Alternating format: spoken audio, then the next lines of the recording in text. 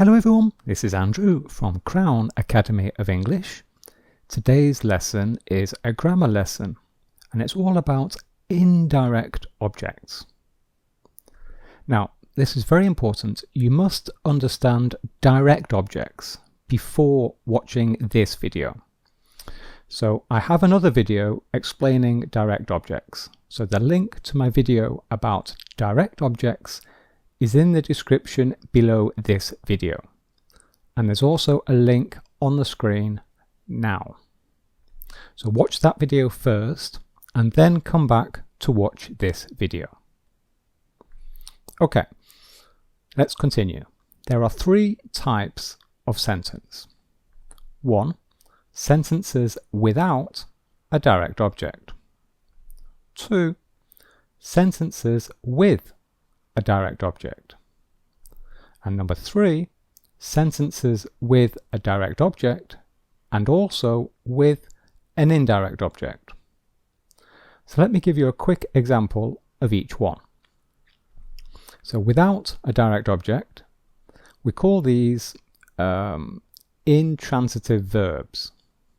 So a common example is Claire is running.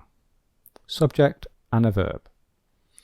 Sentences with a direct object look like this. Subject, verb, direct object. Example. Sarah is reading a book. And number 3, and this is what we're going to look at in detail in this lesson, sentences with a direct object and an indirect object. And this is the form. Subject, verb, indirect object comes first, and then we have the direct object. And here is an example. Jane is giving me a gift. Jane is giving me a gift. Okay, subject, verb, indirect object, direct object. And I'll explain all of this during this video.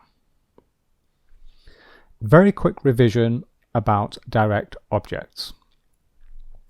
So this is the form. This is type 2 sentence. Subject, verb, direct object. I am sending an email. The verb sending is the action. The subject I is performing the action or is doing the action. And the direct object, email, receives the action. And the flow, this is the flow. The flow of action moves from the subject through the verb and then to the direct object. So from the subject through the verb and then to the direct object. So this is the flow of the action. Okay, this is the logical flow of the action.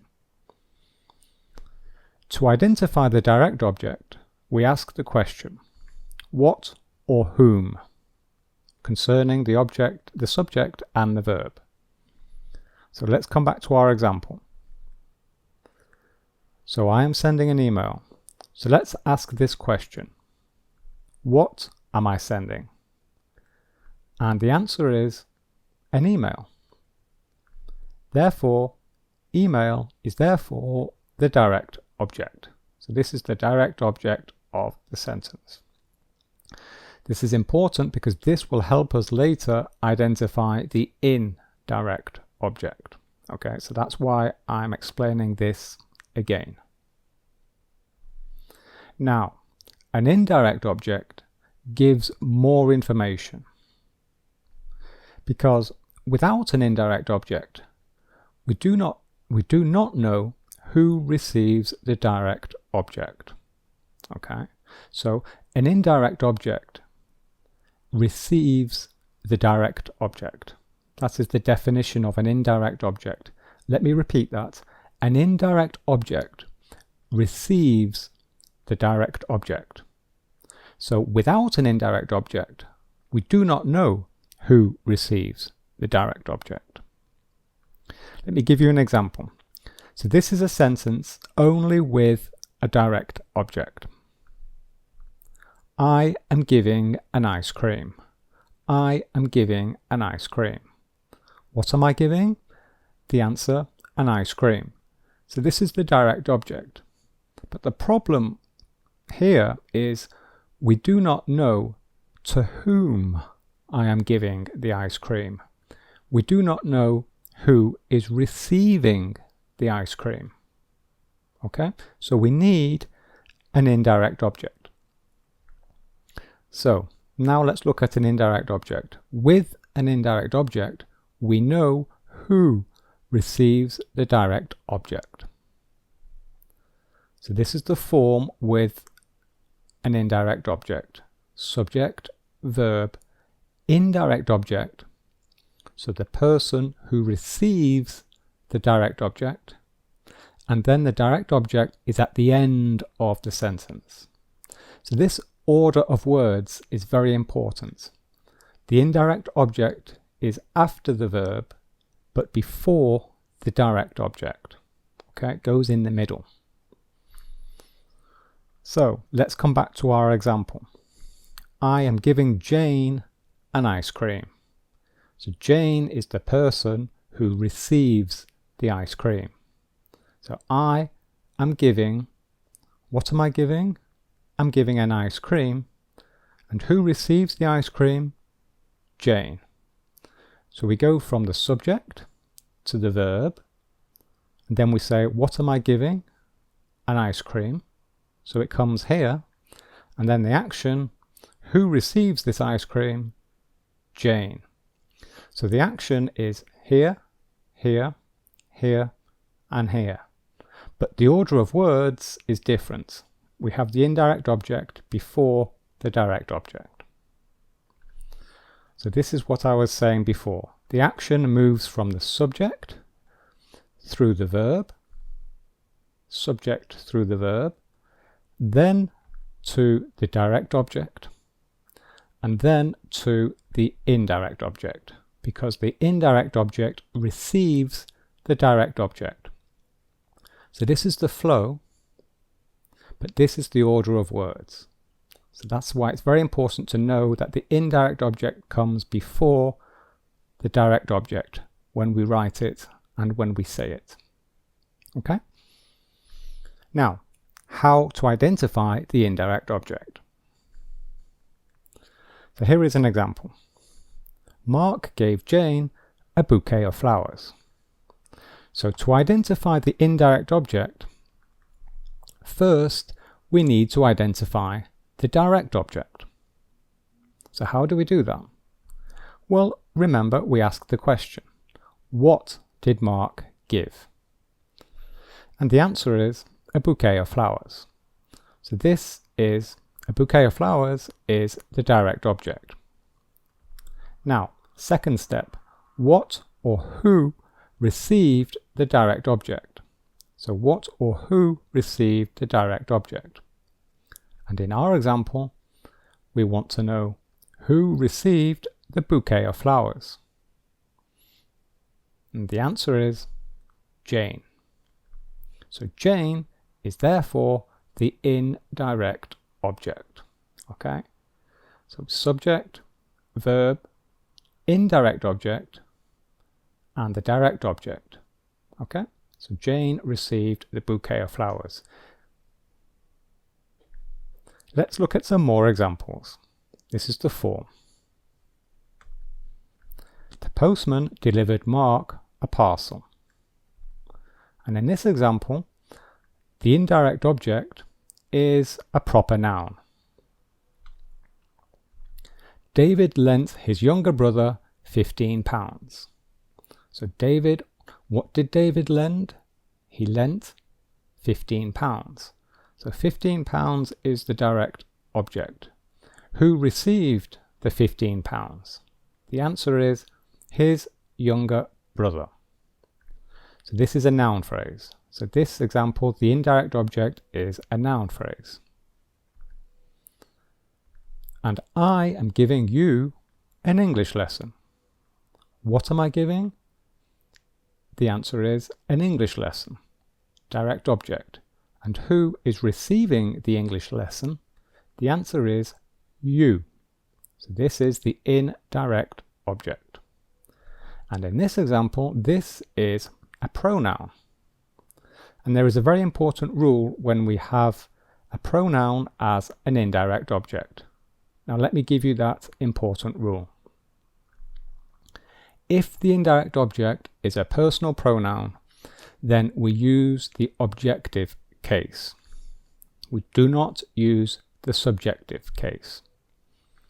So this is the subjective personal pronouns. So these are the subject personal pronouns. I, you, he, she, it, we, you, and they. This is you singular and you plural.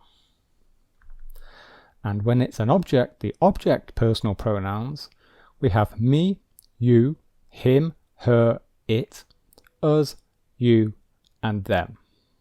Okay, so they're some of them are different. Some of them are the same, but some of them are different.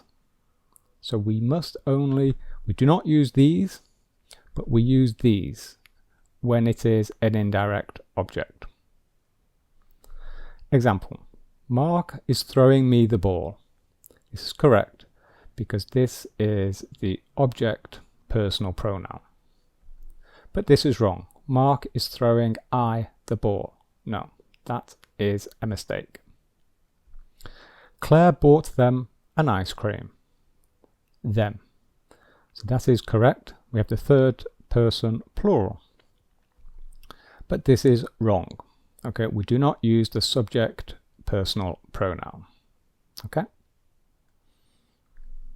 Let's look at some more examples. The mother is reading her child a story. The mother is reading her child a story. What is the mother reading? A story. And who is receiving the story? Her child. Claire is telling him a joke. Claire is telling him a joke. You see, he's laughing. So what is Claire telling? She is telling a joke. And who is receiving the joke? Him. Okay, he is. Okay, him. And notice this is a personal pronoun in the objective case. Mark is making Jane a sandwich. What is Mark making? The answer, a sandwich. And who is receiving the sandwich? Or who is the sandwich for? The answer is Jane, the indirect object. And finally, there is an alternative to indirect objects. We have another way of saying the same thing. So with an indirect object, you have already seen this. This is the usual form: subject, verb, indirect object, direct object. Jane is giving me a gift. So this is the usual way. This is the way that you have learned during this lesson, but there is an alternative way. We can also have a subject, verb, direct object, and then a prepositional phrase. Notice the order here. In this method, the direct object is before the prepositional phrase, and here it is at the end. So what does this look like? Well, this is what it looks like. Jane is giving a gift to me. To me. Okay, so the direct object is first, and then we have the prepositional phrase. And this, so we have the preposition to, and this is called the object of a preposition. Okay, this is an object of a preposition, to me. So in the strict grammar name for this is not called an indirect object. This is called a prepositional phrase, or an object of a preposition. But the meaning is exactly the same. Jane is giving me a gift, and Jane is giving a gift to me. The meaning is exactly the same. But this is another lesson. This is a little bit a little bit more complicated. And so if you want, I will explain replacing indirect objects with prepositional phrases in another lesson. If that is something you are interested in, tell me in the comments below this video. And finally, I just want to tell you about an English grammar ebook. So this is an English grammar ebook that I recommend. So it is in electronic digital format. And it's very good. I recommend it to all of my students. If you're interested in this, then click the link in the description for more information. And there is also a link on the screen now. Okay, so that's the end of the video. Again, if you're interested in that English grammar ebook, click here for information. And here are some of the videos that I recommend.